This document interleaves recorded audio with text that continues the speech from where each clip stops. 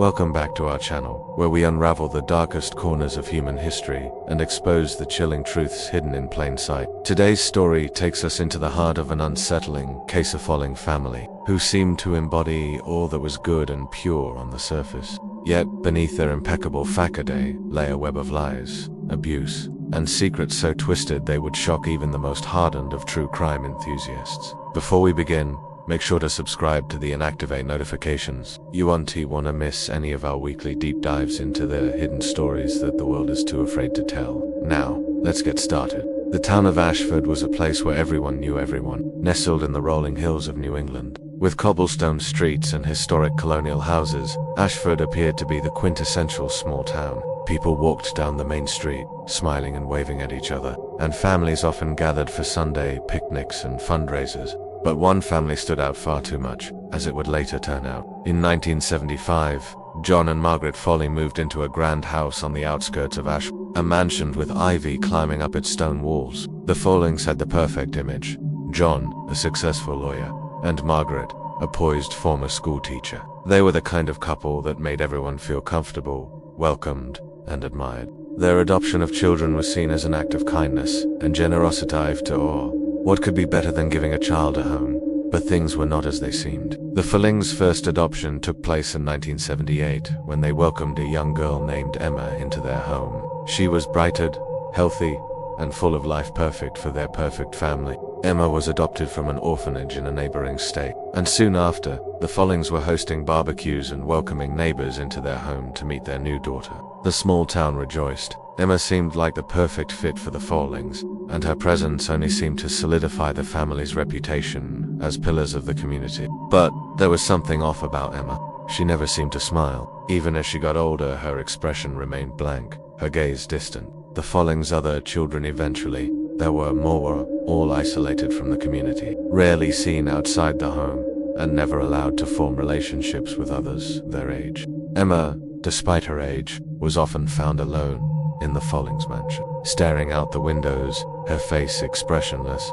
As the years passed, the Follings continued to adopt. By 1985, they had adopted 5 children in total, but there was something strange: no one had ever seen the adoption papers. The Follings would always talk about how they had found these children, but there were never any birth certificates or formal documentation. The town assumed it was just an administrative issue, a formality that could be worked out later. The Follings were well liked, respected, and their social status was enough to prevent any questions from being asked. However, as more children arrived, a troubling pattern began to emerge. The first time I noticed something wasn't right was at a party the Follings threw in 1987, says Alice Thompson, a former neighbor. John and Margaret were the hosts, of course. They were always hosting these lavish but it was the kids, Emma, the twins they had just adopted, and the other children. They were all so silent.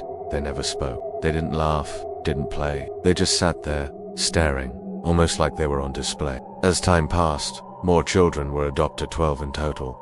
All of them came from broken homes or troubled situations. Children who seemed to disappear from public records as soon as they were taken in by the Follings. Their names were changed, and their pasts seemed to vanish into thin air. No one had seen any birth certificates. No one had seen any legal documents proving that these children had been formally adopted. In 1990, a former employee of the Follings house, Rachel James, began to grow suspicious. Rachel had worked as a housekeeper for the Follings for over 2 years. She would occasionally help care for the children, though she noticed that they were kept almost entirely to themselves. They rarely left the house, and when they did, they were always accompanied by Margaret or John. They seemed so dependent on them, and yet so detached from the outside world. It was like the children weren't allowed to be children, recalls Rachel. They weren't allowed to interact with other kids. They had no friends. I remember once, I tried to get Emma to play with my daughter, but she just stared at me blankly and walked away. Then came the day Rachel overheard something that would haunt her for the rest of her life. One of the children, a boy named Nathan, was heard crying from the attic. Rachel went to investigate and found him huddled in the corner of a small, windowless room. His clothes were dirty, and his face was streaked with tears. Nathan, what's wrong? Rachel had asked. The boy looked at her, eyes wide with fear, before whispering, "They told me I was bad. I'm a bad child." Rachel didn't know what to make of it at first. She tried to comfort Nathan, but the Follings found them moments later, They were furious. They ordered Rachel to leave the room immediately. As she exited the attic, she heard the faint sounds of Margaret's voice scolding the boy. That was when Rachel started to piece things together. She started researching adoption laws, and what she found was disturbing. There were no records of these children being formally adopted, no birth certificates, no paper trail. In her search for answers, Rachel reached out to a local journalist, Stephen Harris, who was investigating a series of missing children cases in the region. Together, they uncovered a staggering truth. The Follings had been trafficking children under the guise of adoption. Rachel's suspicions about the Follings grew as she uncovered more information. Her next step was to visit the local adoption agencies, hoping to find some record of the children who had been taken in by the couple. It didn't take long for her to realize that the records were incomplete, if not entirely fabricated. She spoke with a former social worker named Deborah Moore, who had worked at one of the agencies where the Follings had adopted several children. Every time they adopted a child, the paperwork was always delayed, Deborah explains. Sometimes, they'd provide us with incomplete forms. Other times there were no forms at all. I never thought much of it after all. They were well known in the community. They were wealthy and respected. No one ever questioned them. But Rachel began to ask the questions no one else had dared to. She wanted to know why there were so many children with no birth certificates, no records, and no clear origin. Deborah finally admitted something that sent a chill down Rachel's spine. I don't know if I should be saying this, Deborah whispered, glancing around nervously, but I'm fairly certain some of those children were never officially adopted. I think they just took them. I think the Follings were involved in something much darker. Rachel immediately shared this information with Stephen Harris, the journalist who had been investigating the missing children cases. He had already uncovered disturbing links between several children who had disappeared, mysterious circumstances in the area, and it was clear that these disappearances coincided with the Follings' adoption sprees. Stephen was shaken by what Rachel told him, but he also knew this could be the break he needed. Together, they started cross-referencing records from the local police, orphanages, and missing persons reports. The names of children who had gone missing over the years began to overlap with the names of children adopted by the Folling. It seemed like an impossible coincidence, but the more they looked, the more chilling the evidence became. We're dealing with something far worse than adoption fraud here, Stephen said as he sifted through piles of files. These people are taking children. They're not adopting them. They're kidnapping them and erasing them from existence. But even as they gathered this damning evidence, Rachel and Stephen faced serious obstacles. The Follings had too much power in Ashford. John Folling, with his prominent law career and connections, could easily shut down any investigation that came too close. As Rachel and Stephen dug deeper, they started receiving threatening messages, warnings to stop their investigation, to forget what they had uncovered. It became clear that the Follings would stop at nothing to protect their dark secret. The breaking point came in the summer of 1992, when one of the Folling children, a young boy named Caleb, began to show signs of distress. Caleb, like many of the Folling children, had been living under a constant state of fear. He had been with the family for almost 4 years, but recently, he had become withdrawn, more anxious than ever. One evening, he confided in Rachel. "I don't want to go back there," Caleb whispered, his voice trembling. "I'm scared. They say I'm bad, and if I don't do everything they want, they'll make me disappear. I don't want to be like the others." Rachel's heart sank. She knew what Caleb was referring to, the other children who had come and gone. Their fate's now a horrifying mystery. "Caleb, what do you mean?" Rachel asked gently. "What do you think will happen to you?" "They told me," Caleb's voice broke. "They told me if I don't behave, I'll be sent to the attic. Like the others. They said they don't need me anymore. I'll disappear. They'll erase me too." Rachel's blood ran cold. The attic, the locked rooms, the hidden children, it was all starting to make sense. But before Rachel could do anything, the Follings caught wind of her interactions with Caleb. The following day, she was fired from her job and ordered to leave Ashford immediately. Stephen's investigation also came to an abrupt halt. The Follings used their influence to prevent him from publishing any more stories on the case. The town's police department, under the Folling sway, turned a blind eye to all of Rachel and Stephen's findings. However, Rachel couldn't let it go. Despite the threats, she made one last desperate attempt to find the truth. She contacted a private investigator, Robert Mills, who had been involved in several high-profile cases of child trafficking. Robert was intrigued by the case, but cautious. "It's going to be dangerous," Robert warned Rachel. "The Follings are too powerful. We'll need to tread carefully if we want to get to the truth." With Robert's help, Rachel and Stephen began to gather evidence from outside Ash, building a case against the Follings that they couldn't easily dismiss. They contacted families of missing children from surrounding states, hoping to connect the dots between the Follings' adoptions and the children who had vanished without a trace.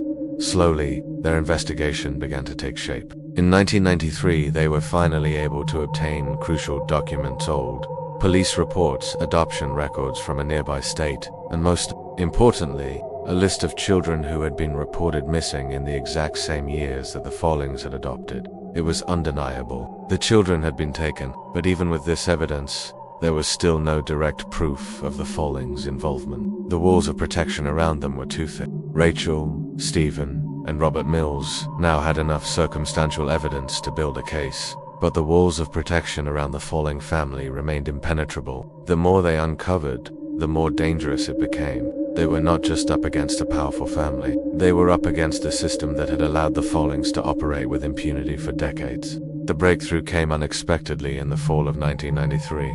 Rachel had continued her quiet surveillance of the Folling household, visiting the house from the outside whenever she could. She knew that the more time she spent near the property, the more she risked drawing attention, but the need to uncover the truth was overpowering. One afternoon, she saw something that would be the key to everything. She had been sitting in her car parked just across from the Follings mansion, watching the front door when she saw a strange figure in the garden. A young girl, perhaps 8 or 9 years old, stood by the large iron gate, staring out into the street. She was thin, her clothes ragged, and her face pale. The girl's eyes were wide, darting nervously from side to side, as if waiting for someone to spot her. And then, before Rachel could react, the girl disappeared back into the house. That brief moment sent a chill down Rachel's spine.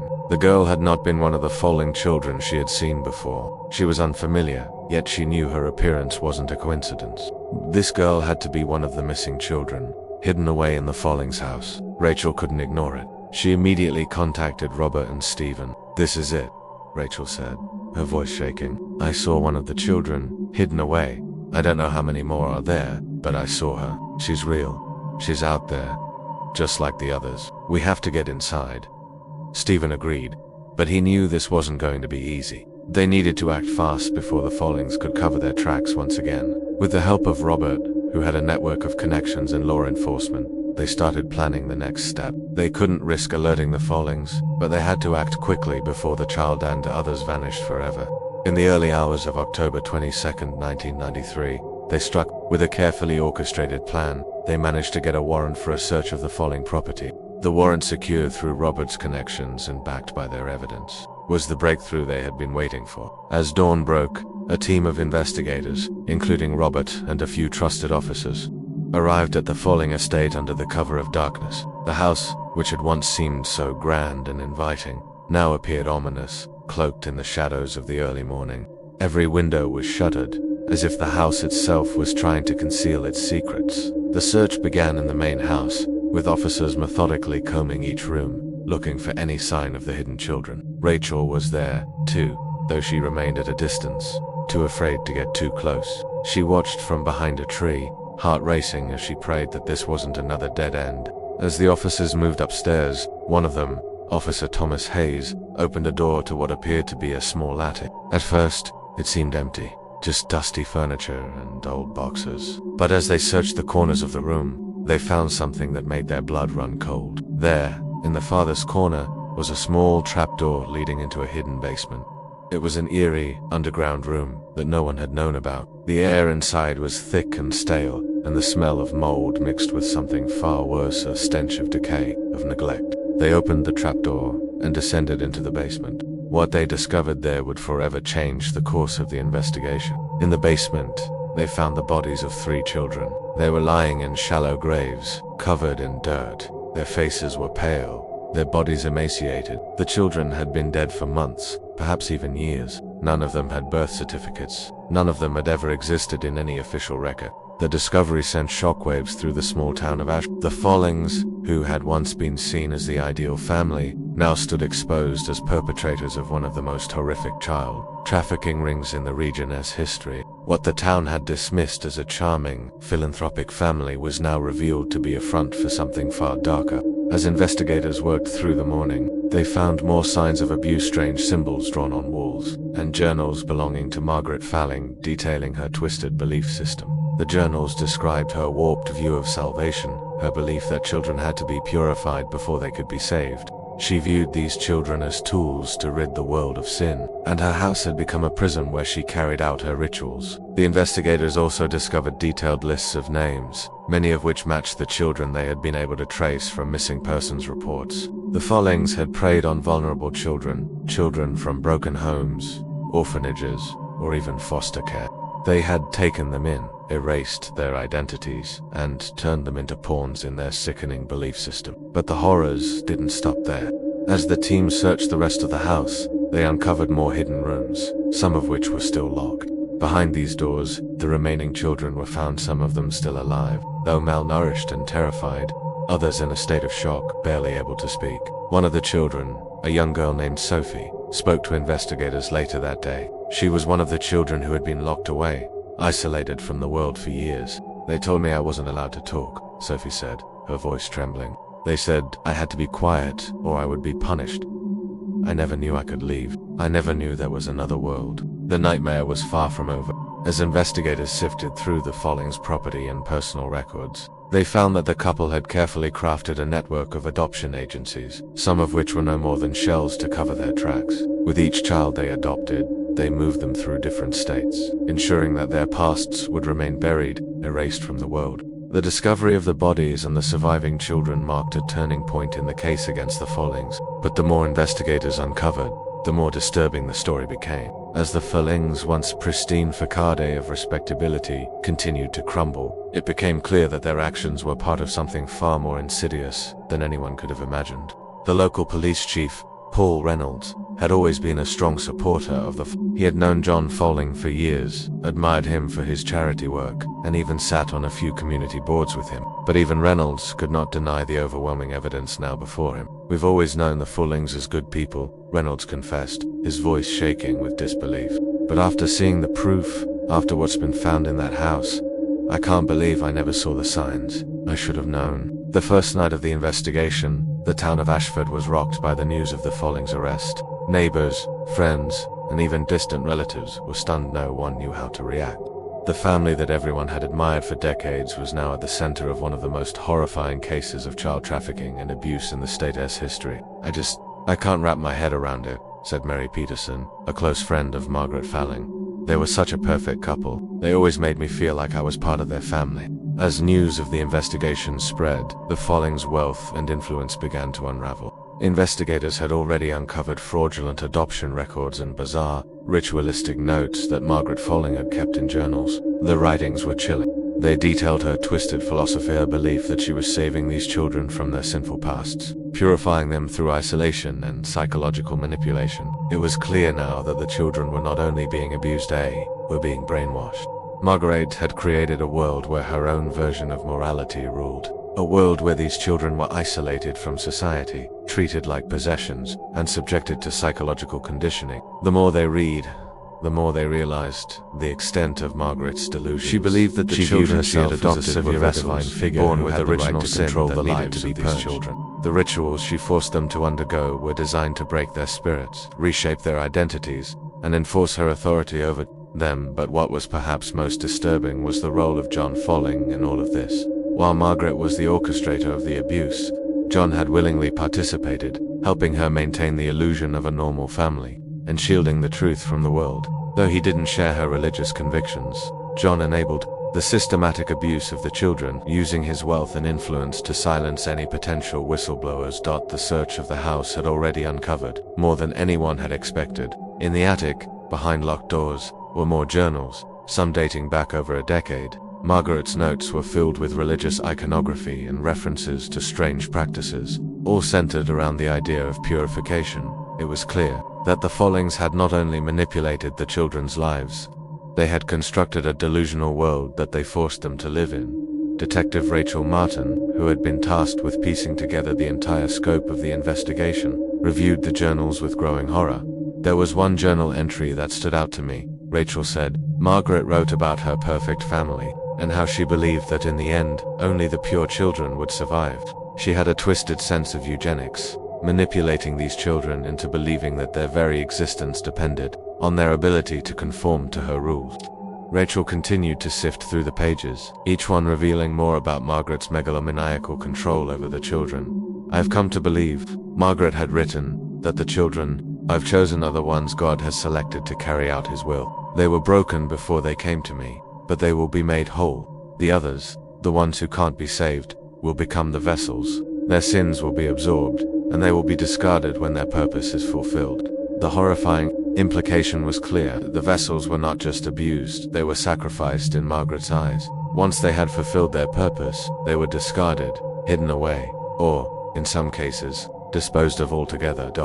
As investigators began to interview the surviving children, the psychological toll of the Follings abuse became even more apparent. These children, many of whom had been under the Follings' control for years, were unable to comprehend the world outside their isolated existence. "I didn't know it was wrong," said Daniel, one of the children rescued from the Folling home. "I didn't know there was anything else. They told us we were special. We were the chosen ones." The trauma the children had endured was evident in their behavior. Some spoke in a disjointed manner, their words often repeating the teachings of Margaret. Others were too scared to speak at all, their faces blank and unreadable, a product of years of psychological control. The investigation was only beginning, but already, the authorities were looking at the Follings with a new, terrible understanding. They were not just child traffickers, they were cult leaders who had manipulated a group of vulnerable children into believing that their very existence depended on fulfilling their twisted purposes. The case was about to take an even darker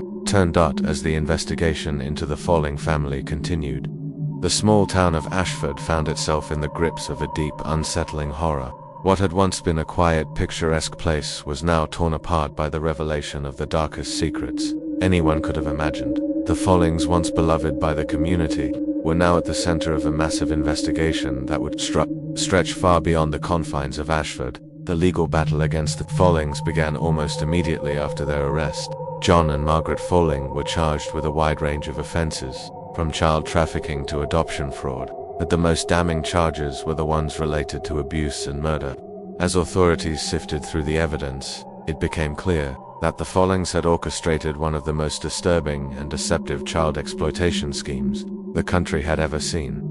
The local courts were thrown into disarray. The sheer scope of the case seemed too overwhelming for the small town's legal infrastructure to handle. Investigators from neighboring states were called in, and FBI agents were dispatched to help coordinate the national investigation. But even as the case grew, the public backlash was immediate. What they did, what they allowed to happen to those children, it's beyond comprehension, said Chief Inspector Linda Thompson, one of the lead investigators. "We thought we had seen it all, but this was a new kind of evil." The media frenzy surrounding the Folling case was relentless. As more details emerged about the bodies found buried in the backyard, the surviving children who had been hidden away, and the twisted religious rituals that Margaret had forced them to endure, the public grew angrier and more horrified. The Follings had not only trafficked children, they had brainwashed them, used them as instruments of their bizarre beliefs, and in the case of the vessels, discarded them when they no longer served their purpose. But despite the mounting evidence, one question lingered: how did they get away with it for so long? "Everyone knew them," said Rachel Martin, the investigator who had spent countless hours uncovering the Follings' twisted scheme. "They were well-liked, wealthy, and involved in the community. No one questioned them, not until too many children had already disappeared. That was when the investigation revealed the extent of corruption that had allowed the Follings to continue their abuse unchecked for years.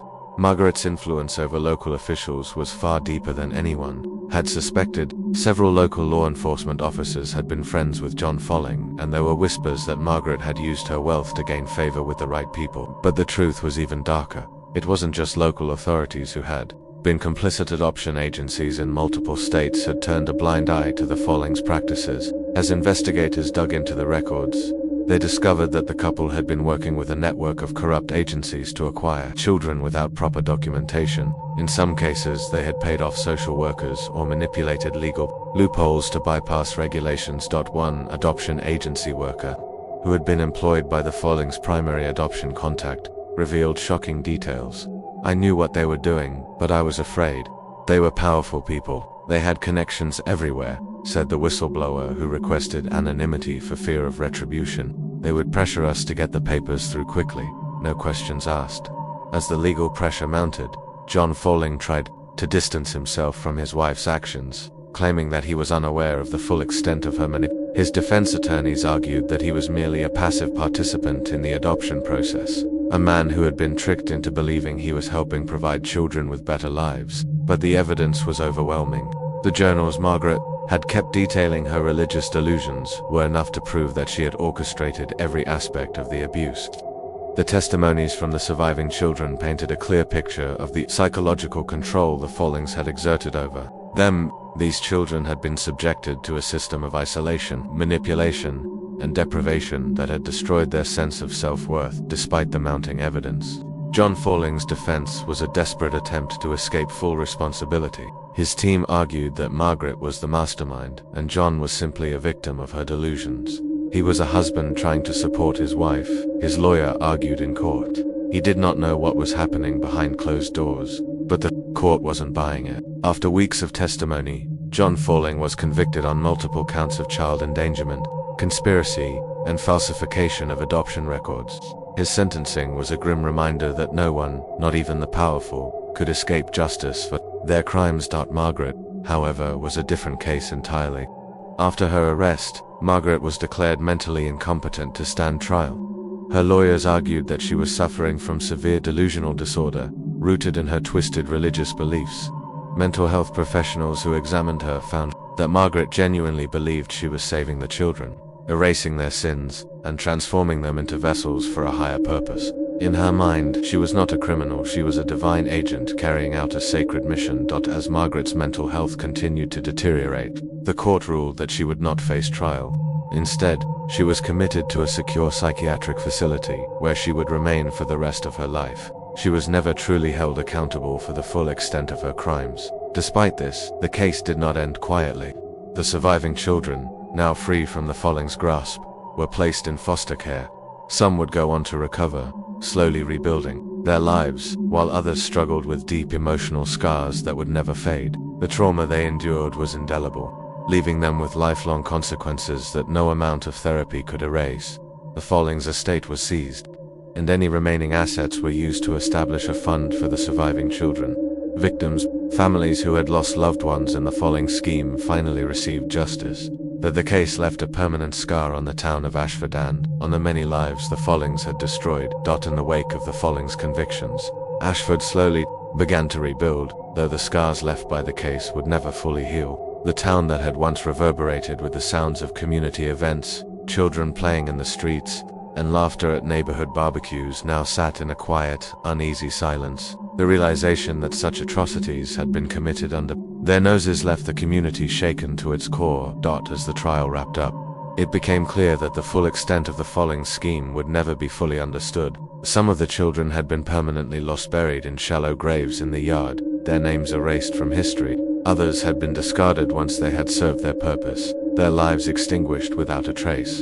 And those who had survived, the few who had managed to break free from the psychological grip the Follings held on them, would never be the same. The surviving children were placed in various foster homes, though the journey to healing would be long and arduous. Some children, like Sophie, the girl Rachel had seen through the iron gate, began to recover slowly, starting the long process of regaining their lost identities. Sophie is doing better now, said Dr. Helen Carter, the psychologist who worked closely with her after the rescue. But the trauma she experienced, the psychological control that was imposed on her, that kind of abuse doesn't heal overnight. It takes years.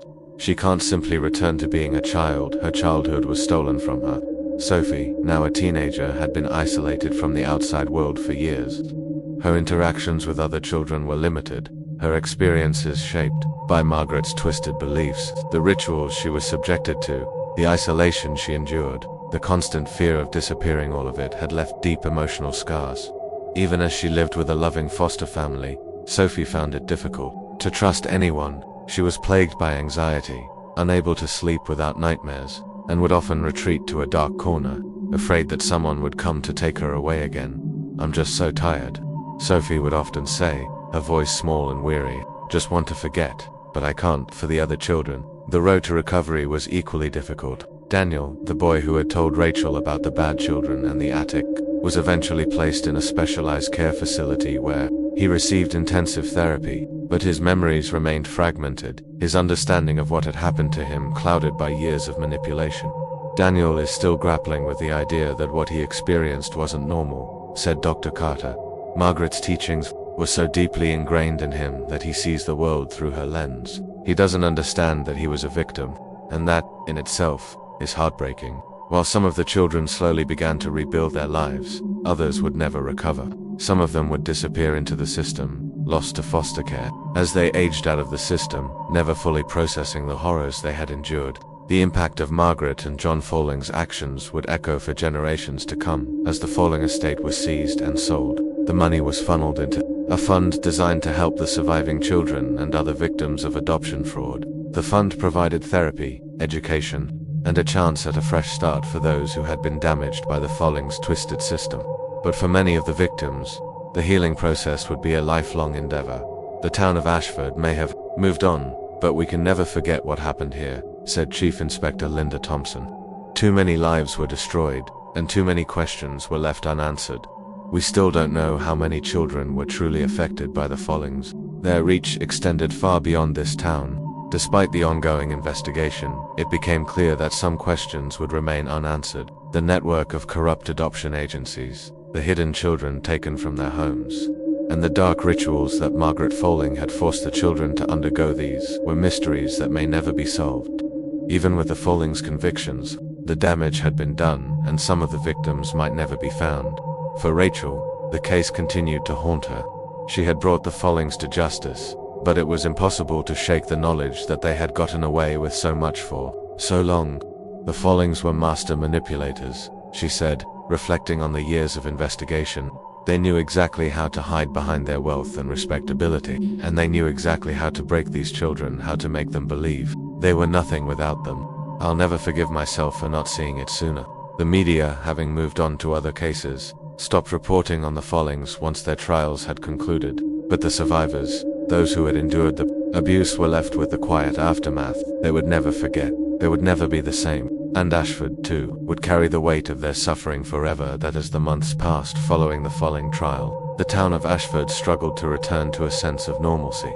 The case had left a permanent scar on its collective psyche. While some residents tried to move forward, the whispers and the haunting memories of what had happened behind the Follings' once grand doors remained. The house on Crestwood Drive, once a symbol of wealth and prestige, stood abandoned, its windows boarded up, a silent reminder of the horrors that had occurred within its walls. But for Rachel Martin, Stephen Harris, and the team of investigators, who had worked tirelessly to uncover the truth, the journey wasn't over. Despite the convictions, despite the relief of seeing Margaret and John Folling held accountable, there were still lingering questions about how many children had truly been victimized by the couple, how many more lives had been destroyed, and how far the Follings' web of deceit had spread. There's still so much we don't know, Rachel said in an interview months after the case concluded. We've only scratched the surface. We don't know how many children were trafficked, how many families lost children they'll never get back. We don't know if the Follings were working with others. They couldn't have done this alone. Despite the overwhelming evidence against the Follings, authorities remained concerned that they were only seeing a fraction of the entire operation. Margaret and John Folling had been meticulous in covering their tracks, using their wealth and influence to control every aspect of the children's lives. Their reach extended far beyond Ashford, stretching into other states where they had adopted children and used their influence to bypass legal restrictions. Even as the investigation closed, experts feared that the Follings' network of adoption fraud and child trafficking was far broader than anyone had imagined. This is a case that goes far beyond these two individuals, said John Moore, child protection expert who had been consulted during the investigation. What the Follings did was exploit a broken system, but we still don't know who else was involved, who helped them, who turned a blind eye. We may never know. That Folling Act, passed by the state legislature shortly after the case concluded, was one of the few positive outcomes to emerge from the tragedy. The law, named in honor of the Follings victims, instituted stricter regulations on adoption agencies and ensured that more comprehensive background checks were conducted on adoptive parents. It also provided better training for social workers and greater oversight of private adoption agencies, aiming to prevent the systemic failures that had allowed the Follings to exploit vulnerable children for so long. While the law provided some level of protection, it didn't erase the pain of the survivors. For the children who had endured the Follings' abuse, recovery remained a long and difficult process. Some, like Sophie, began to rebuild their lives slowly, with the help of caring foster families and intensive therapy. Others struggled more. Daniel, who had once believed that he was chosen by the Follings, had difficulty grasping the reality of what had been done to him. He clung to the teachings he had been subjected to for so many years. "I still hear their voices in my head," Daniel said, his eyes distant. "I still hear Margaret telling me that I wasn't good enough, that I had to be perfect, or I'd end up like the others. I don't know how to make it stop." Despite these challenges, many of the survivors were able to find some measure of peace. Sophie, now in her late teens, was placed with a family who offered her a stable and loving home. After years of isolation and abuse, she finally began to develop meaningful connections with others. But she too knew that the scars left by the Follings would never fade. "Sometimes I feel like I'm not even me," Sophie said, her voice trembling. "I was never really a child. I was never really allowed to be myself. It's like I'm still trying to find out who I really am." For Rachel, Stephen, and the other investigators who had fought so hard to expose the Follings' crimes, the case would remain a constant reminder of the lengths to which some people would go to exploit the most vulnerable. Though the Follings had been brought to justice, the wounds left by their actions would never fully heal. "I keep asking myself, could I have done more?" Rachel admitted. "Could I have seen the signs earlier? Could I have stopped it before more children were hurt?" The answer is, I don't know. But I know one thing we can't forget. We can't let their names fade into the background, like so many others did. They deserve to be remembered. Despite the official closure of the case, rumors continued to swirl about the Follings' operations. Some believed that the couple had worked with others, that their network of corruption extended beyond the reach of the law. Others wondered if there were still children out there, lost to the system, their fates forever tied to the Follings' twisted legacy. And then there was the haunting question that lingered in the minds of everyone who had worked on the case. How many other families, just like the Follings, were out there, hiding in plain sight, preying on vulnerable children for their own gain? Months passed since the trial, and while some of the surviving children began to find stability, others struggled to adjust to their new lives outside the Folling household. The recovery process for children who had been subjected to such severe abuse was never straightforward. Even in the most supportive foster homes, the psychological scars remained. Sophie, who had once stood as a beacon of hope in her recovery, faced a new challenge. Despite being placed with a loving family, the weight of her past never truly left her. "I can't trust anyone completely," Sophie admitted to Dr. Helen Carter, her therapist, during one of their sessions. "It feels like I'll always be waiting for someone to let me down. They always did. They made me believe that I was only worth something if I did what they wanted." Dr. Carter, who had worked with the Folling children since their rescue, had seen similar signs in many of them. The manipulation they had endured had caused them to doubt their own worth. Margaret Folling had conditioned these children to believe that their value was tied solely to their ability to be obedient, to conform to a vision of what Margaret considered purity. The children were brainwashed into believing they could never escape, and in many cases, it would take years, perhaps decades of therapy to undo the damage. But Sophie's story was unique. While others had struggled with depression, anxiety, and fear, Sophie had developed a quiet resilience. She had been given a chance to heal, to build a future for herself away from the Follings' suffocating control. Yet even as she began to regain her voice, she continued to question her identity. "I used to think I was broken, that I didn't deserve a future," Sophie shared during an interview a few years later. "But I'm starting to realize that I have a chance. Maybe I can be something different from what they wanted me to be." Her story wasn't just about survival, it was about rebirth. Sophie's path was a difficult one, but it was one filled with hope, a reminder that even those who have suffered the worst atrocities can begin to piece themselves back together. Therapy, supportive communities, and resilience helped Sophie start anew. But not all survivors shared the same optimism. Daniel, who had clung to the teachings he had absorbed from Margaret, had trouble embracing the idea that he was free. Despite the best efforts of his foster parents and counselors, his emotional and psychological recovery remained stalled. He believed he had been chosen by the Follings for a higher purpose, and it was hard for him to reconcile that idea with the reality of the outside world. "I was supposed to be pure," Daniel once told his counselor. "I was supposed to be perfect, but I wasn't. I failed. I was bad. His journey was not a straightforward one, and there were days when his emotional breakdowns were so severe that it seemed as though the mental prison he had been kept in for years was still holding him captive.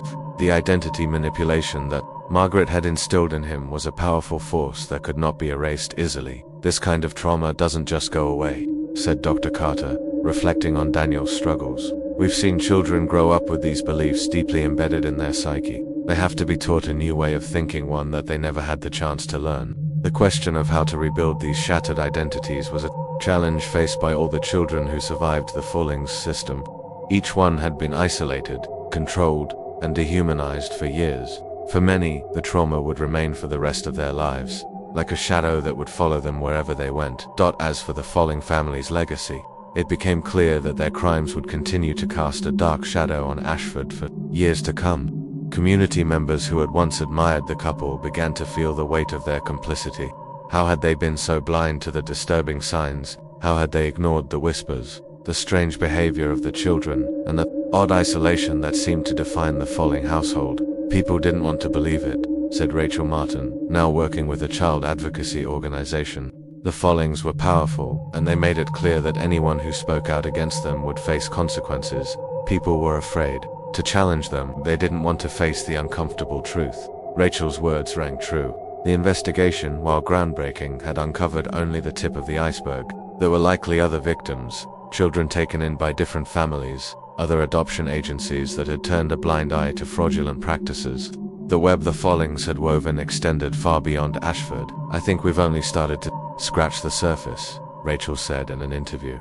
We may never know the full extent of what they did, but the important thing now is that we've given the survivors a voice. They matter, their stories matter. Despite the closure of the criminal case, the case remained open in other ways. The Follings adoption network was far-reaching, and questions about other missing children continued to haunt the investigation. Law enforcement agencies across the country were urged to re-examine cases of missing children that had been dismissed, and several new leads were being followed up. In the years following the Folling trial, adoption laws were overhauled in multiple states, but the Follings' legacy would continue to influence child protection laws and adoption oversight. I want to believe that something good came out of all of this, said Dr. Carter, but no law, no regulation can take away the pain these children have endured. The system failed them for too long. As the investigation continued, new developments in the Folling case began to surface, revealing disturbing truths that no one had anticipated. While the Follings had been convicted and their adopted children were slowly finding new lives, there were whispers that the true scale of their crimes was still not fully understood. Rachel Martin, now working with national child protection groups, had spent months reviewing old case files, looking for patterns in missing children reports that could be linked to the Follings' fraudulent adoption schemes. It wasn't long before she uncovered a series of disturbing connections. There were cases we thought were just tragic disappearances, Rachel explained.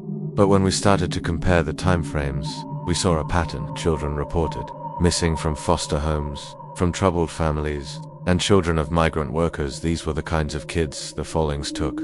Children no one would miss, or children whose disappearances wouldn't be noticed for months. Rachel's investigation revealed that the Follings had not just been involved in one isolated adoption fraud case. They had orchestrated a network of child trafficking, exploiting vulnerable children from across several states. It appeared that the Follings had preyed on children who were less likely to be missed by society: orphans, children from broken homes, immigrant children, and foster kids with no legal protection. Many of these children, it turned out, were never officially reported as missing. Their cases closed prematurely due to the lack of resources in law enforcement or a failure to investigate properly.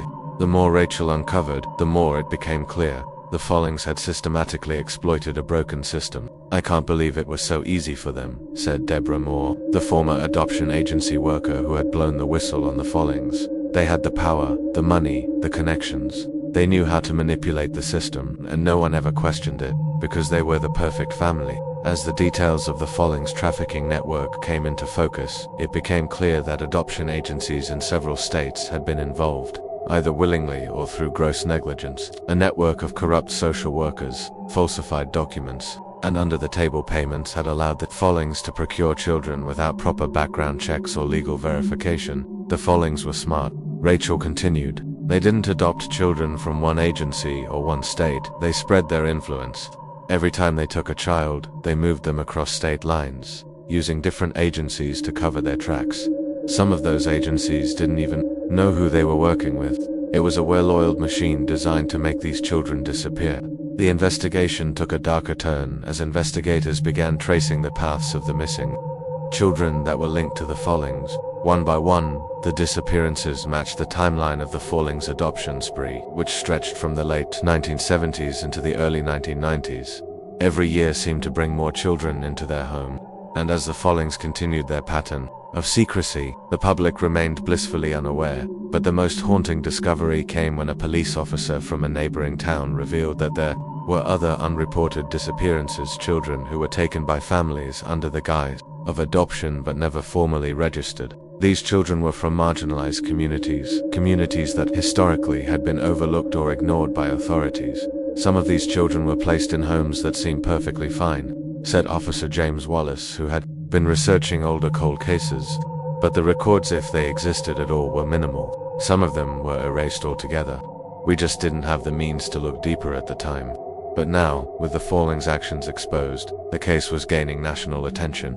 The Department of Justice launched a broader investigation into adoption fraud across the country, with the Folling case serving as a catalyst for reform. A special task force was assembled to uncover other potential adoption scams and illegal networks that operated under the radar, as well as to provide justice for the families whose children had been stolen. As Rachel continued her work, she discovered even more children who had been taken by the Follings. Many of these children were still unaccounted for, their identities hidden, their birth certificates non-existent, their existence wiped from the records.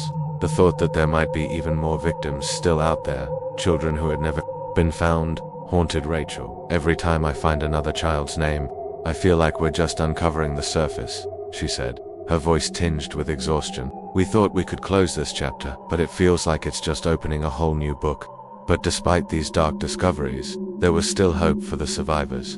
Sophie, Daniel, and the other children who had managed to escape. The Follings' clutches continued their recovery, though the path ahead remained long. For some, the healing process would take decades, but they now had a fighting chance at a future outside of the Follings' nightmarish vision. Sophie, in particular, showed remarkable strength. She had begun to speak out about her experiences, sharing her story with the media and raising awareness about the broken adoption system that allowed her and so many others to fall through the cracks. Her voice, once silent, had become a powerful instrument for change. I want people to know what happened, Sophie said, her voice steady. I want people to understand that what happened to me wasn't just a mistake. It was a system failing us. I want to make sure it doesn't happen again. Sophie's courage was a light in the darkness, a beacon of hope for others who had suffered in silence. Her story, and the stories of the other survivors, became a rallying cry for child protection advocates everywhere. It was a reminder that the voices of the victims, those who had been silenced by fear, by manipulation, and by abuse, deserved to be heard. And so the investigation into the Follings' crimes continued, the echoes of their twisted actions reverberating far beyond Ashford. With each new discovery, a new layer of darkness was revealed. But with it came the possibility of redemption for those who had been lost in the shadows for so long. As the Folling case continued to capture the public's attention, lawmakers and child welfare organizations scrambled to respond. The Folling Act, passed in the wake of the investigation, was just the beginning. What had been exposed was not only the criminal activities of the Follings, but a broken adoption system that allowed such horrific acts to occur under the radar. For years, the law, which was designed to prevent adoption fraud and enhance adoptive parent screening, would reshape the way adoptions were handled across the country. Under the new law, there were stricter regulations for adoption agencies, more extensive background checks for potential parents, and better support for children coming into the system. Social workers were now required to conduct thorough follow-ups after an adoption, ensuring that children remained in safe and healthy environments. The law also mandated a public database for all adoption records, so that agencies and the public could more easily trace the whereabouts of adopted children. For some, the new policies brought a sense of justice, but for others, it was a bittersweet victory. The damage done to the children who had been taken by the Follings was irreparable. The deep psychological trauma they endured was not something that could be erased with a stroke of a pen. The fact that such a tragedy had occurred in broad daylight, in a community that prided itself on its moral values and strong family units, made the failure of the system even harder to accept. The Follings crimes exposed a systemic failure, said Senator Laura McAllister, one of the key advocates behind the Folling Act. We failed to protect these children, and we can never undo what they went through, but we can make sure it never happens again. Despite the reforms, the process of healing for the survivors was slow, and the emotional scars left by the Follings' abuse would remain for the rest of their lives. Sophie, now 18, had found herself in a stable foster home, but the transition to a normal life remained difficult. She was still haunted by the guilt that she had carried for years, guilt that Margaret had forced on her. The shame of being imperfect had been drilled into her mind by Margaret, and it was something Sophie struggled to escape. I sometimes wonder if I'll ever feel normal, Sophie said in a rare interview in 1998. I've been given a chance, a new life, but it feels like I'm always trying to catch up. I'm always trying to be someone I wasn't allowed to be. For many of the other survivors, their lives had been forever altered by the deception and abuse they had suffered. Some of them, like Daniel, continued to struggle with mental health issues, having been so deeply ingrained with Margaret's false beliefs. His psychosis lingered as he continued to view himself through the distorted lens Margaret had created for him. For others, the recovery process was more straightforward, but still difficult. Many of them had lost their identities, their sense of family, and their trust in the world around them.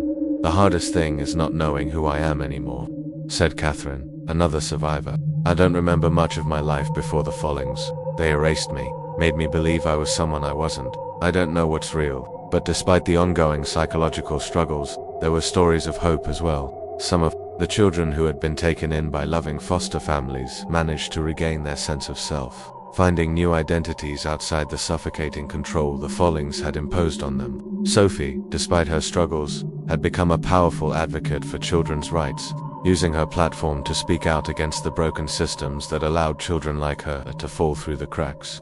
I never thought I'd be able to talk about it, Sophie said, but I've learned that speaking out is the only way to heal. If I don't use my voice, then nothing changes. Sophie's story became a beacon of hope for other survivors. She had become not only a survivor but an advocate, a symbol of strength and resilience. Her work with child welfare organizations and her speaking engagements helped to raise awareness about the dangers of adoption fraud, child trafficking, and the importance of monitoring the welfare of children in the system. As for the Folling estate, it was dismantled. The mansion on Crestwood Drive was torn down, its remnants hauled away to make room for a memorial park dedicated to the children whose lives had been destroyed by the Follings. The memorial featured 12 oak trees, one for each child who had been adopted by the Follings, each one standing tall in honor of their memories. At the base of the trees were plaques with the names of the children, their identities now restored, their stories no longer forgotten. The park became a place where people came to remember, to mourn, and to learn. And in the years that followed, it became a gathering spot for those who had been affected by the case, including the survivors themselves. We may never forget what happened, said Rachel Martin, reflecting on the journey of uncovering the truth, but we can make sure that these children, the ones who survived, the ones who didn't make it, are remembered. We can make sure they don't fade into the background like so many others have. Years passed since the Folling case gripped the nation, but its rippling effects were still felt far and wide. The case had exposed deep flaws within the adoption system and shone a light on how easily children could be exploited by those who had the means to hide behind wealth, power, and respectability. The Folling family's reign of terror was over, but the scars of their actions remained. The case prompted sweeping reforms not just in the legal system, but also in the way society viewed child welfare. The Folling Act, passed in the wake of the trial, was only the beginning of the shift. Advocates for children's rights, including survivors like Sophie, began speaking out more forcefully, pushing for a complete overhaul of how children and the foster care system were treated and tracked. Sophie's voice, once stifled and silenced by the Follings, had become one of the most prominent in the fight for change. I think the hardest thing to understand is how something so evil could have been hidden in plain sight, Sophie said, at a conference in 2002 where she spoke about her experiences and the importance of continued reform. I was just one of the children. There were so many others lost, forgotten, their names erased by a system that failed them. We can't let that happen again. Sophie's speeches were a call to action. Her advocacy for children's rights pushed for new regulations that required deeper scrutiny of adoption agencies, particularly focusing on background checks, criminal investigations, and home inspections before any child was placed with adoptive parents. The Folling case had revealed not just corruption within a single adoption network, but a growing epidemic of missing children that had been buried beneath bureaucratic red tape. Children, particularly those from marginalized communities, were disproportionately impacted. The migrant worker children, the orphans, and those in foster care were most vulnerable to exploitation. For years, their disappearances were dismissed, written off as routine. It was only because of Sophie's bravery and the investigative work of people like Rachel Martin that the true scope of the Follings operation began to emerge. "This case changed everything," said Senator Laura McAllister, who had championed the passage of the Folling Act. "Before the Follings, there wasn't a lot of urgency in child protection. But when this scandal broke, it was a wake-up call for everyone involved in the system. We realized just how easily children could be taken and erased, and that realization shook us all." In the years that followed, there was a cultural shift in how adoption, fraud, child trafficking, and systemic negligence were handled. News outlets that had once only reported on the case in passing now took up the banner, urging communities to be more vigilant and more vocal when it came to protecting children. Social workers, adoptive parents, and community leaders were forced to take a harder look at the institutions they trusted, recognizing the need for more transparency and accountability. However, while reforms were being enacted, recovery for the children directly impacted by the Follings manipulation remained an uphill battle. The psychological toll of years of abuse and isolation was not easily undone, and many survivors continued to battle with trauma, guilt, and fractured identities. Daniel, still haunted by the twisted beliefs Margaret had ingrained in him, found solace in an unexpected place: art therapy. His new foster family had enrolled him in a program where he could express his feelings through painting, drawing, and other forms of creative expression. It was here that Daniel began to confront the demons of his past, slowly learning to see himself not as a tool of Margaret's manipulations, but as a child who had suffered immensely and deserved the chance to rebuild his life. "It's hard," Daniel said, sitting in his therapy room, his hands trembling slightly as he spoke. "Sometimes I don't even know who I am. I feel like I was made into something I wasn't supposed to be. But with every brushstroke, I think I'm getting closer to finding myself." Daniel's progress was slow, but it was progress nonetheless. His story, like so many others, was a reminder of the lasting scars that the Follings had left behind. But it was also a reminder that healing was possible, though it often required immense patience and support. And then there was Sophie, who had begun to carve out a life for herself outside of the trauma that had defined her early years. By 2003, she had moved out of foster care and into her own apartment, taking classes at a local college and building a network of friends who supported her journey. Sophie had become a symbol of resilience, her voice giving others the courage to speak out about the horrors they had endured. "It's like I'm living a life I never thought I would," Sophie reflected during a private conversation. "It's been a long time, and I've had to work through so many things, but for the first time, I feel like I can breathe, like I can be me, and that's a big deal." Her work with advocacy groups continued to grow, and she was often called upon to speak at national events about the importance of adoption reform and child protection. Sophie had become a leader, taking the pain of her past and using it as a platform to ensure that other children never had to go through what she had. While the Folling family's name would forever be associated with the darkest period in history, the legacy they left behind would also be one of change. Sophie's courage, the reform laws, and the newfound national awareness about the dangers of unchecked adoption fraud became the bedrock for a more secure future for vulnerable children everywhere.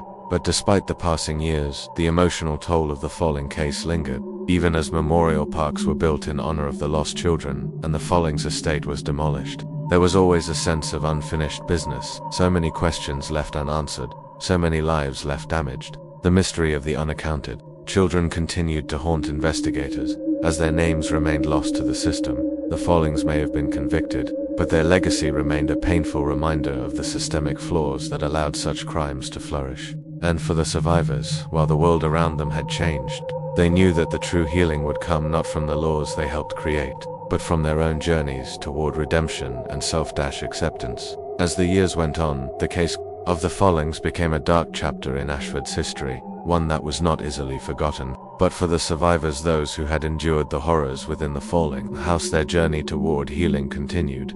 It wasn't just the children who had been rescued from the mansion that had been impacted. The community, the investigators, and even the legal system had all been forever changed by what had been uncovered. Rachel Martin, the lead investigator who had spent countless hours combing through the evidence, found herself still haunted by the case. The trauma of working with the surviving children, hearing their stories, and piecing together the puzzle of the Follings adoption fraud weighed heavily on her. "I think about those kids every day," Rachel admitted in an interview with a documentary team in 2005. "I think about what they went through, what they're still going through. We got them out, but it's not enough. They'll never be the same." Despite the trauma and exhaustion she faced, Rachel continued to advocate for stronger laws protecting children, especially those in the foster care system. She worked with several organizations, pushing for reforms in how adoption agencies and social services were monitored, but the emotional toll was always present. "I carry their stories with me," Rachel continued. "When you investigate something like this, you're not just looking at facts and figures. You're looking at children who have been robbed of their childhoods, of their identities. That doesn't go away. It doesn't go away for them, and it doesn't go away for me." For Sophie, who had come so far since her rescue, the fight for justice had become more than just personal healing. It had become a mission. Sophie became an advocate for children's rights, attending conferences and speaking at public events, using her voice to raise awareness about the dangers of adoption, fraud, and child trafficking. But her own recovery was a complicated journey. In 2005, Sophie had started attending college, taking courses in social work and child psychology. She wanted to give back to the system that had saved her, to work directly with children who had been through similar experiences. But every day, she struggled with the deep-rooted pain of her past. "Sometimes I feel like I'm walking around with a weight I can't shake off," Sophie said in a private interview. "But I keep going because I know that if I can help just one child, it's worth it. I'll never forget what I went through, but I want to make sure it doesn't happen again." Sophie's efforts weren't just about advocacy.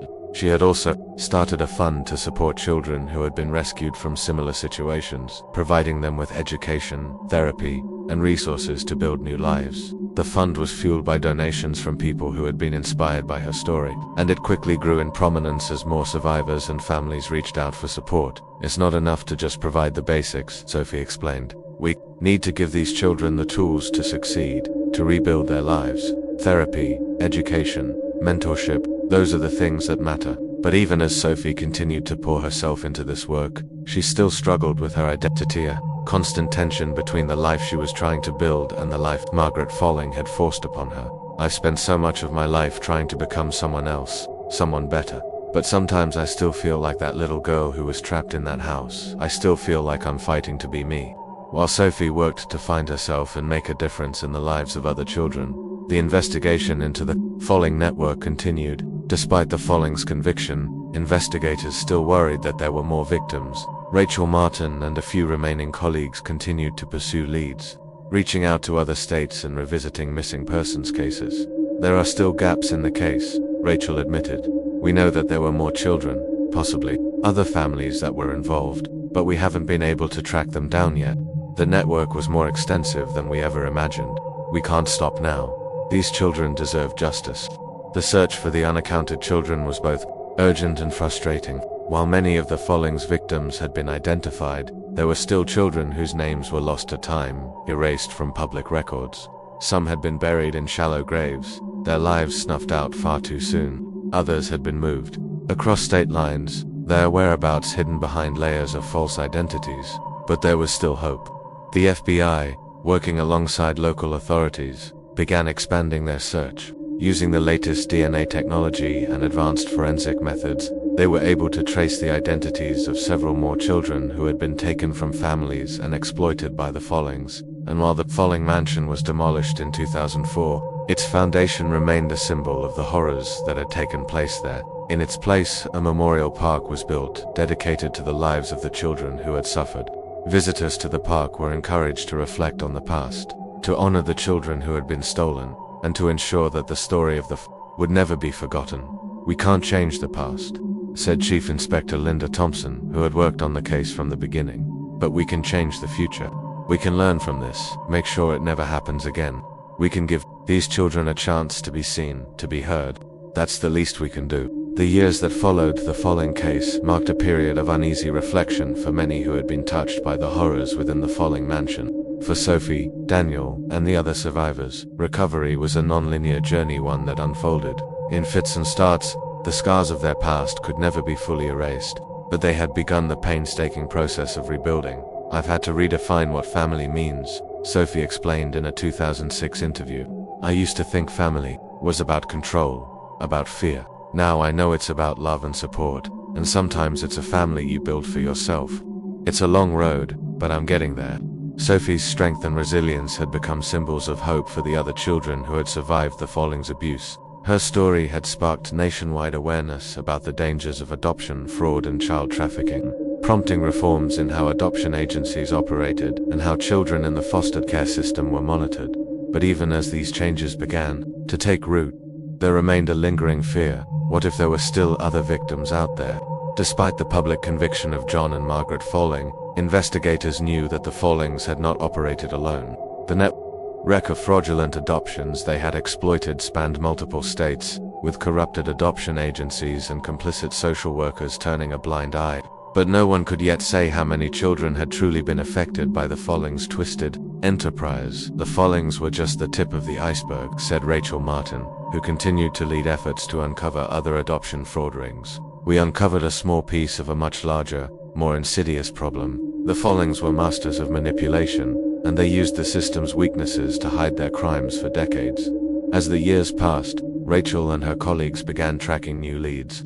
The FBI had brought in additional resources to investigate unsolved missing children cases that might be connected to the Follings network. DNA technology and digital records allowed investigators to piece together a more accurate picture of the timeline of events, identifying more victims whose stories had been silenced. In 2007, after a thorough investigation, a major breakthrough came when law enforcement in Ohio uncovered new records linking the Follings to a series of unreported disappearances from the early 1980s. The children, who had been placed with adoptive families under questionable circumstances, had vanished without a trace. But after digging deeper, investigators found that several of these children had been officially registered under false names and had been taken by the Follings. "The paperwork was falsified," said Detective John Reyes, who worked on the Ohio case. "It was well organized, and it wasn't just happening in one state. The Follings had set up a network that stretched across the country, pulling children from all corners, and they did it under the radar, slipping through the cracks of the system. There are still so many names that we don't know, so many families who will never know what happened to their children." The case in Ohio uncovered 5 more children who had been hidden away by the Follings, their lives erased from the official record. Some of these children were still alive, while others had tragically passed away under the Follings' neglect. Their stories echoed the same tragedy that had unfolded in Ashford: children taken from vulnerable homes, disappearing without anyone noticing. "I remember that day," said Martha Green, a foster mother from Ohio whose missing daughter had been part of the investigation. "My daughter went missing in 1983, but they just said she had run away, that she was a troubled child. I never stopped looking for her, but no one helped me to find out she might have been one of the Follings' victims. I can't describe what that feels like." The Follings network extended even further than anyone had anticipated.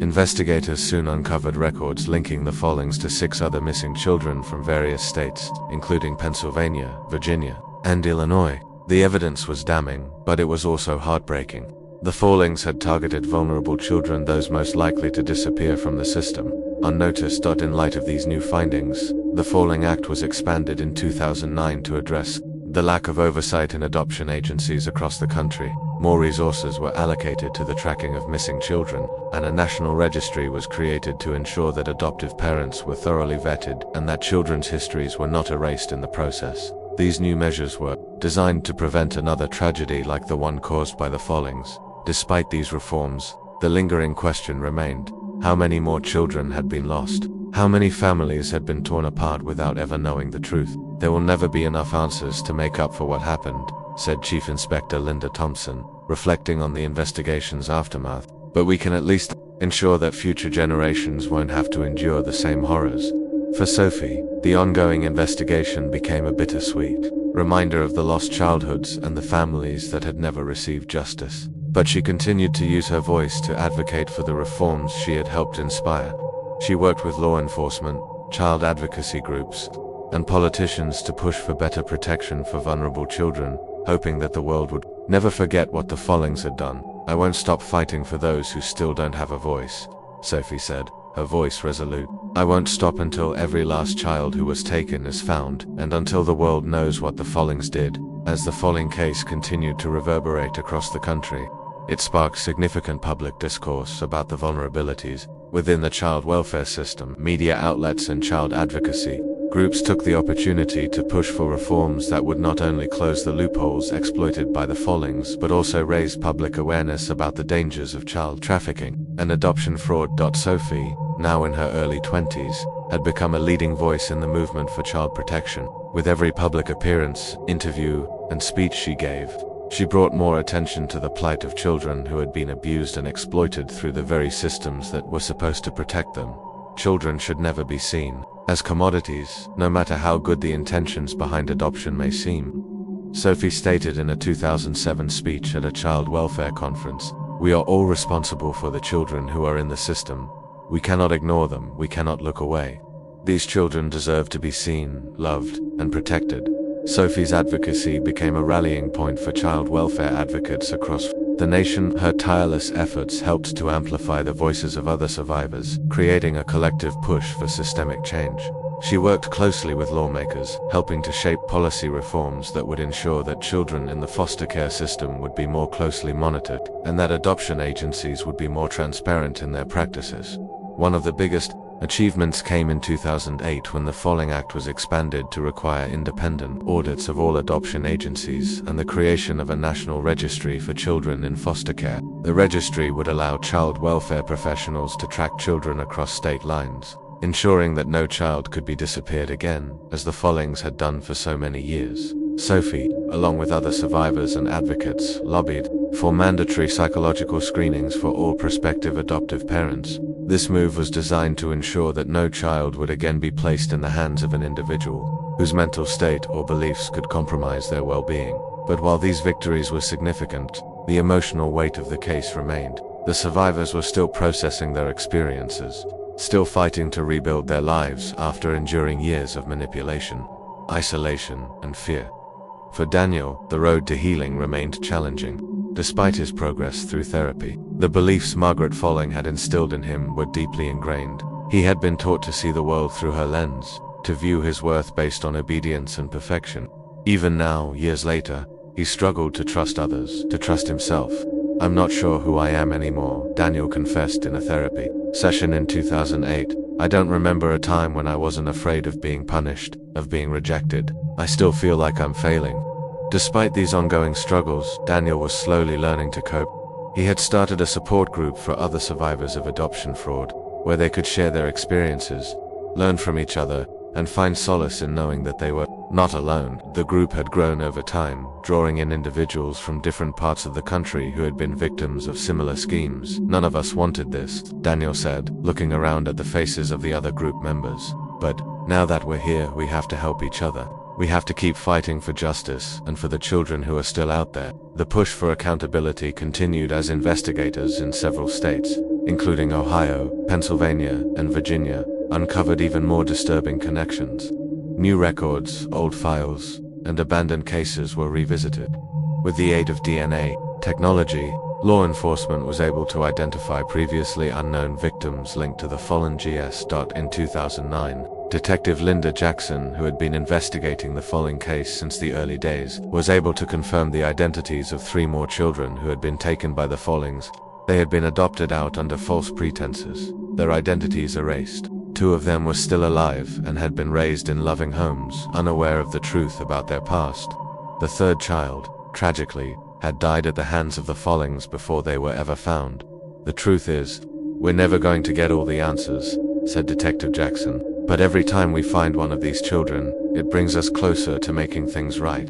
The Follings may have thought they could get away with everything, but the truth is coming out, slowly but surely. Despite the fact that the Follings were behind bars, the search for justice continued.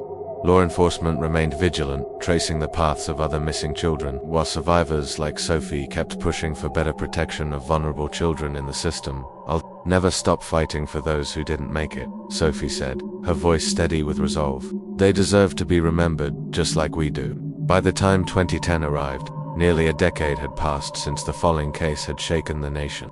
The survivors had come a long way in their recovery, but their lives were still defined by the deep scars left by Margaret and John Folling's twisted system of control. Yet, with each passing year, more and more children had found justice. More and more families had been united with long-lost loved ones, and the system that had once allowed the Follings to thrive began to improve. Sophie, now a young woman in her 20s, had continued her work as a child welfare advocate, gaining recognition for her unrelenting fight to prevent future tragedies like the one she had survived. In addition to her advocacy, she had returned to college studying social work and psychology, hoping to give back to the children who were still living in systems of abuse and neglect. "I'm doing what I can," Sophie said during a 2010 conference, where she spoke to a crowd of social workers, law enforcement officials, and child protection advocates. "I'm using my voice, my experiences, to create a world where children like me, children who were lost, children who were erased, don't slip through the cracks. This fight isn't over." Sophie's words resonated deeply with her audience. Her presence, her strength, and her ability to articulate the pain she had endured gave others the courage to speak out about the deficiencies in the child welfare system. But as much as Sophie had achieved, she still struggled with the emotional weight of her past. Her trauma had never truly disappeared. It was something she would always carry with her. There were days when the memories of the Follings house crept back into her mind, uninvited and relentless. "Sometimes I still wake up in the middle of the night," Sophie admitted in a rare moment of vulnerability, speaking to a group of survivors. "I hear voices, I see faces. I remember what it was like to not know who I was. I still feel the weight of it all." Her courage, however, was not just about surviving, it was about thriving. Sophie had built a new life for herself, one that wasn't defined by the abuse and isolation she had endured. She had friends, she had mentors, and she had a purpose. The child welfare work she was doing was fulfilling, and while the scars would never fade, Sophie had learned how to live with them. Daniel, too, had made remarkable strides in his own journey, though he struggled with his deeply ingrained beliefs and the psychological trauma that had defined his early years. He had found some measure of peace through his artwork. His paintings, which once reflected his confusion and fear, had begun to take on new life, reflecting his emerging sense of self. "It's not about being perfect anymore," Daniel said, as he worked on a large canvas. "It's about finding beauty in the broken parts. It's about being whole again, even if that means accepting the pieces that were never perfect." His art had become a form of therapy, and his work was starting to gain recognition. He had found a small community of artists who understood his struggles, and they helped him channel his pain into something constructive. The wounds of the past would always remain, but through his art, Daniel had found a path to healing. "I still don't know who I am sometimes," Daniel said, "but I'm learning to be okay with that." For the other survivors, the path to healing was different for each of them. Some had started families of their own, while others had found careers that allowed them to help others who had suffered. In the same ways Follings had stolen so much from them, but they could never steal their futures. But there was still unfinished business: the children who had been lost. Despite the advancements in child protection laws, the creation of the National Registry, and the continued efforts of law enforcement, there remained a haunting question. How many more victims were there? How many children had vanished without a trace, their names erased, their identities concealed? "We've found a lot of the children," said Detective Linda Jackson, who had worked on the Folling case from the beginning. "But there are still so many unknowns, so many children whose names are still missing, and we still don't know how far the Follings' reach extended." In 2011, the investigation into the Folling case took another turn when a former employee of one of the adoption agencies that had worked with the Follings came forward with new information.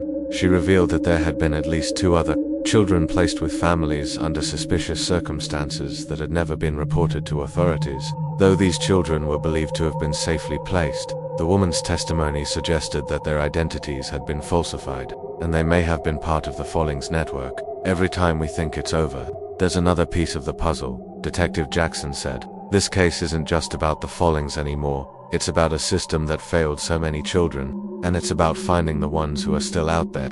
The discovery of these new leads reignited the investigation. Law enforcement, now working with the National Center for Missing and Exploited Children, launched a new initiative to track unaccounted children who may have been victims of adoption, fraud, and human trafficking. Though many of the missing children were likely dead, there was hope that some might still be alive, hidden in plain sight.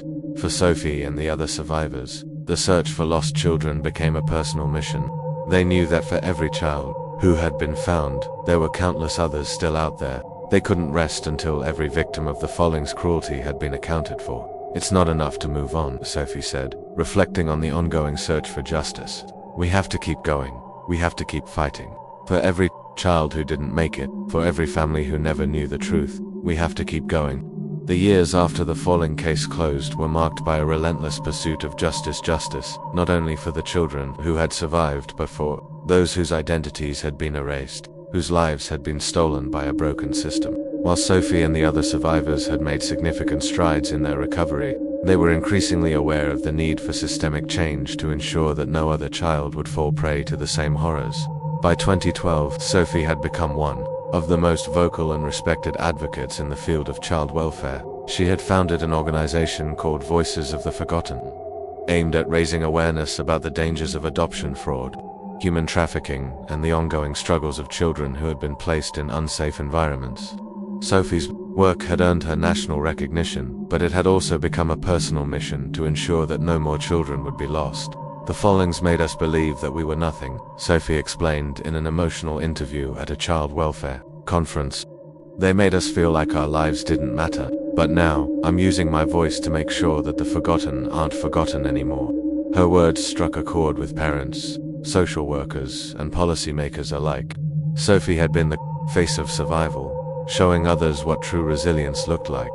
She had not only survived the Follings, she had emerged as a beacon of hope for countless other children, some of whom were still languishing in the very system that had allowed the Follings to operate unchecked. But Sophie's advocacy wasn't just about raising awareness. She had become a force for change. In 2013, Sophie was invited to speak before Congress to advocate for more stringent adoption regulations and a national registry to track all children in foster care.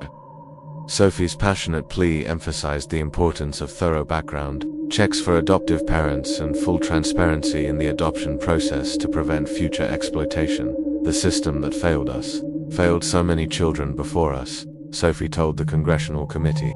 "If we want to protect the most vulnerable, we have to be willing to see the truth. We have to stop turning a blind eye to children who are slipping through the cracks, children who are being erased from the system and from our lives." Testimony was met with resounding support, and within the year, Congress passed a set of new child welfare laws, designed to provide more accountability in adoption agencies and stricter oversight of child welfare practices. The Folling Act, which had initially focused on fraud prevention, was expanded to require annual audits of all adoption agencies, as well as increased funding for social services to ensure children in foster care received adequate attention and protection. But Sophie's personal journey remained at the forefront of her advocacy. While she was proud of the progress she had made, the emotional scars of her childhood lingered. In therapy, she spoke often about the guilt she felt, feeling that somehow, by surviving, she had left behind the others. The children who were still out there, the ones whose names hadn't been found, the children whose lives had been wiped away by the Follings' dark empire. "Sometimes I feel like I didn't do enough," Sophie confided during a support group meeting with other survivors. "There are still so many missing. I didn't know the full extent of what happened to me until I started digging. How many more children are there still out there waiting for someone to speak for them?" This haunting question, how many more victims, kept Sophie up at night. Despite the legal victories and the reforms that had come in the wake of the Folling case, the specter of those lost children loomed large. Law enforcement and child protection agencies had uncovered more victims, but they knew that the network the Follings had operated was vast, and there could still be children whose disappearance had never been investigated thoroughly. In 2014, Sophie was contacted by a private investigator named Tom Harris, who had been following up on cold cases linked to missing children. Harris had uncovered new leads, including an unmarked grave found on a former property once owned by the Follings. The discovery was made in a small town in Virginia, and it raised fresh concerns that the Follings network had reached even farther than anyone had realized. Harris and Sophie teamed up to uncover the truth. and together they discovered the remains of 3 children buried on the property. The investigation, however, was complicated by the fact that the children's bodies had been buried without identification and without any known record of their existence. Their identity remained a mystery, even years after their deaths. "We don't know who they were," Sophie said, looking at the photographs of the burial site. "But we do know that they mattered. Their names have been erased, but they were children. We need to find them." The discovery reignited the investigation into the Folling network, prompting a new round of DNA testing and forensic analysis to try to identify the children. It was a painful reminder that, despite the progress, there were still many victims whose stories had never been told. Meanwhile, the survivors continued to heal in their own ways. Daniel, who had found solace in art, began to work with Sophie on her advocacy projects. His paintings, which once reflected fear and confusion, had evolved into pieces that symbolized his ongoing journey towards self-discovery. His work was now exhibited in galleries that focused on survivor art, and his pieces were often sold to fund advocacy efforts. "Art is how I process what happened," Daniel said. "It's how I make sense of everything that was taken from me, and it's how I tell my story now." As the search for the missing children continued, the survivors' voices remained a source of power. Their stories and advocacy had shifted the landscape of child welfare forever, ensuring that future generations would have a better chance of being protected, heard, and loved. "I will never forget," Sophie said in her closing remarks at a 2015 charity event for foster children. "I will never forget the children who didn't survive, the children who are still out there, but we can't stop. We have to keep fighting. We have to make sure their stories are told." By 2016, the Folling case had evolved from a local tragedy into a national crisis, a dark example of how unchecked adoption practices and child trafficking could hide in plain sight. Survivors like Sophie and Daniel, along with the tireless work of advocates and law enforcement, had transformed the landscape of child welfare reform. Yet, even with the new policies in place, there remained a quiet, gnawing question. How many children had been lost, their identities wiped away like footprints in the sand? The Folling family may have been behind bars, but the damage they inflicted on the adoption system ran deeper than anyone had imagined. Sophie, now in her mid-20s, had become a well-known figure in the child welfare community. She had moved into an apartment in a large city and had started working full-time for Voices of the Forgotten, an organization she founded to help children in the foster care system who had suffered from abuse, neglect, and trafficking. Her work took her to different corners of the country, meeting with lawmakers, social workers, and survivors, each with their own heartbreaking stories. "I get calls every day from people who want to share their experiences," Sophie explained, during an interview for a major child welfare magazine. "But so many of them are lost children who were taken and never found. We have so much work ahead of us." The realization that there were still so many missing children was a constant source of pain for Sophie. Despite the Folling Act and new adoption regulations, the remnants of the Follings child trafficking network had left a trail of confusion and silence. Many children's names were still erased, their whereabouts unknown. It wasn't just the adopted children who were victims, it was the families they had been stolen from as well. In the summer of 2017, a breakthrough occurred. While conducting a routine search of old cold cases from the 1980s and 1990s, a team of private investigators uncovered a missing child case in rural South Carolina that seemed to mirror the Folling pattern. The child, a 6-year-old boy named Marcus, had vanished without a trace from a small, impoverished town in the mid-1980s. His family had been devastated, but the case had gone cold, with no answers. However, after reviewing the case, investigators found that Marcus's story lined up with the timeline of when the Follings had been actively adopting children. His birth records were missing, and there was no trace of him in the adoption system. There was a sudden realization among the investigators. Marcus may have been taken by the Follings and erased from the system, just like so many others. "It's like we're peeling back layers of a mystery that doesn't want to be uncovered," said Detective Sarah Caldwell, who had been investigating child abductions for over 2 decades. "Each time we find a connection, it leads to more questions. We're not done yet." This new discovery sparked a reinvigorated investigation, with law enforcement now pouring resources into locating Marcus and any other missing children tied to the Folling network. With the help of DNA technology and a reopened case file, a dedicated team of detectives, led by Detective Caldwell, began re-examining missing persons reports from the same time period, looking for patterns and gaps that could link back to the Follings. For Sophie, The search for Marcus brought an added layer of urgency to her work. It wasn't just about passing laws or holding people accountable, it was about ensuring that children like Marcus, who had been erased from the system, were brought back into the fold of justice.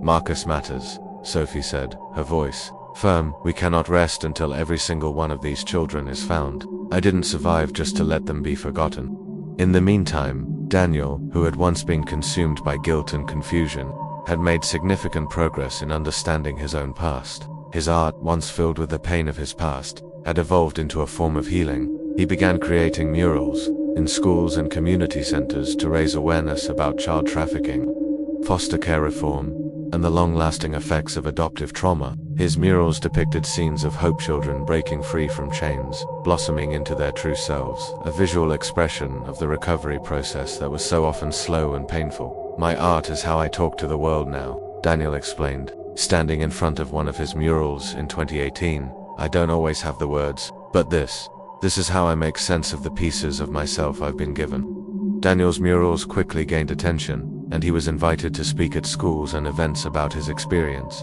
As he did, he started to mentor other survivors, offering them guidance and support, helping them learn to express their trauma through art or words. But even as Daniel found healing, the question remained: how many more children were lost to the Follings system, their names forgotten in a network of deception and control? The survivors had found their voices, but the missing children, the ones whose names had been erased, remained invisible. In 2019, a public memorial was held in Ashford, where the Folling mansion had once stood.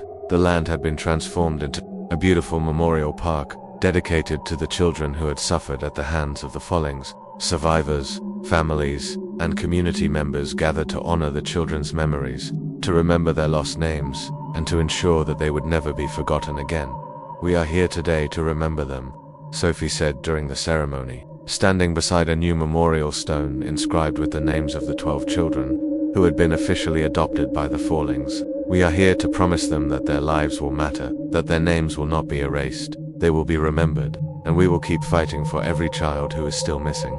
By 2020, nearly 2 decades had passed since the investigation into the Folling family first began, and the case that had gripped the nation had become a cautionary tale, one that continued to shape the conversation around adoption fraud, child trafficking, and child welfare reform for the survivors.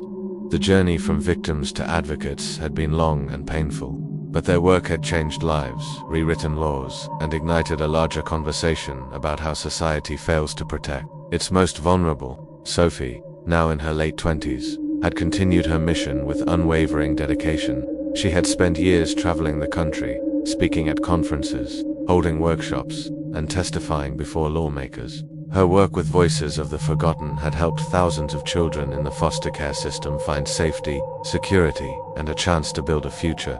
But despite her accomplishments, Sophie's personal journey was far from complete. There were still nights when the memories of the Folling house crept back into her mind, when she could still feel the oppressive weight of Margaret's control, the suffocating fear of never being good enough. The scars would always remain, but Sophie had come to understand that she could live alongside them, using her experiences as a source of strength. I used to think that the pain would consume me, Sophie admitted in an interview in 2020, but now, I see it as part of who I am. It doesn't define me, but it's a part of my story, and that story can help others. While Sophie had found peace in her advocacy work, Daniel had also continued to heal in his own way. His artwork had become a therapeutic outlet, and in 2021, his murals were featured in an international art exhibit, focused on trauma recovery and the importance of survivor voices in the art world. His work, once filled with dark and confused imagery, had shifted to more vibrant, hopeful depictions, children emerging from darkness, broken chains, and blooming flowers, all representations of the recovery process he had undergone. But even with all the progress, both Sophie and Daniel were acutely aware that there were still so many unanswered questions, particularly regarding the children who had never been found, whose identities had been erased forever. The search for these lost victims had slowed over the years as new cases and new tragedies arose, but it never fully stopped. Investigators, still committed to the cause, followed up on every lead, however small. In 2021, a final breakthrough occurred when a team of forensic scientists uncovered a DNA match linking a girl named Amelia, who had been adopted through a different agency in the late 1980s, to the Folling family. Amelia, now a woman in her early 30s, had been placed with a loving family, completely unaware of her true origins. When the DNA match was confirmed, her family was notified, and she was connected with the Folling case investigators. For Amelia, the revelation of her true past was both overwhelming and liberating. Though she had grown up in a stable, nurturing home, the truth about her origins brought a flood of conflicting emotions: grief, anger, relief, and sorrow. Amelia was the last known child connected to the Follings network to be found alive.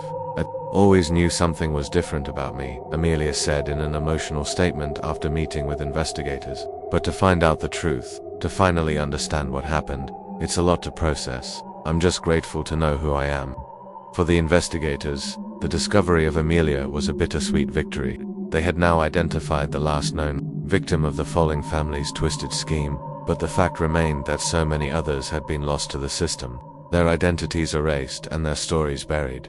"We've worked so hard to bring justice to the victims," said Detective Sarah Caldwell, who had been leading the investigation for years, "but the Follings network was vast. There are still names we'll never know, still children who were erased." Despite this, the Folling case left an indelible mark on both the legal system and society.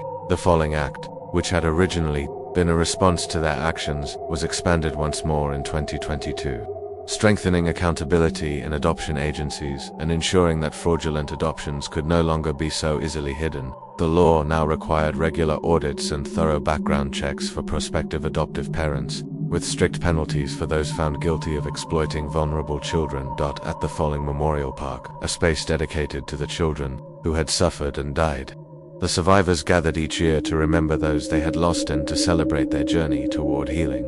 Sophie, Daniel, and the other survivors stood together in solidarity, their bonds strengthened not just by shared trauma but by shared purpose. They were fighting for a better future, one where no child would ever have to endure what they had endured. "I want to believe that the world is different now," Sophie said, standing beneath the oak trees at the park, the names of the children inscribed on plaques beneath them. "That we've changed things, that no child will ever be taken again. And if I'm wrong, then I'll keep fighting until my last breath." As the years passed, the shadows of the Folling case gradually began to recede from public view, but the impact of the tragedy could still be felt, woven into the very fabric of the child welfare system. The survivors, now scattered across the country, had become advocates' voices for the children who had been lost, for the children whose names had been erased, and for the children still waiting for justice. Sophie, who had spent so much of her life in the grip of fear and confusion, had emerged as a symbol of hope. The young woman who had once been a victim was now a leader, driving change and awareness in every corner of the child welfare system. Her work with Voices of the Forgotten, the organization she founded, had become a beacon of support for children who found themselves in the same broken system Sophie had escaped. "I used to feel like I was trapped in a nightmare that would never end," Sophie said, her voice soft yet resolute as she stood before a crowd of child protection professionals at a 2022 conference.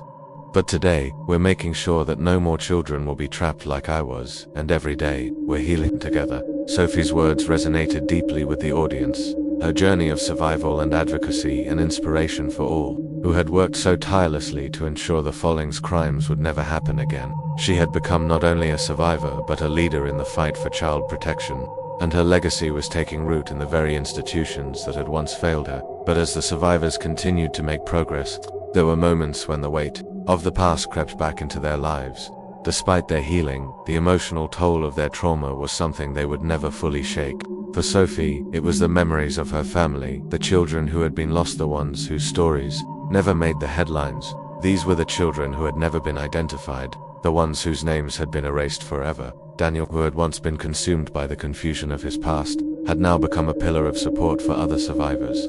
His art, his mural work, had become a profound expression of healing. He painted not only for himself, but for those who couldn't express the pain they had endured. "It's not about closure," Daniel said during a 2023 interview, his hands gently brushing against one of his latest pieces, an image of a child reaching toward the sky, breaking free from chains. "It's about reclaiming our stories. It's about making sure that the pain, the suffering, the lost names are never erased again." The search for lost victims continued as well, despite the passage of time. Investigators, although with fewer leads were still following the breadcrumbs left by the Follings criminal network. In 2023, a small breakthrough came when an old adoption file surfaced, revealing details about a child who had been taken by the Follings but was never officially documented. Though the child's name remained unknown, the discovery of a buried record sent ripples through the investigation team. "I don't know how many more victims we'll find," said Detective Linda Jackson, who had tirelessly worked on the case.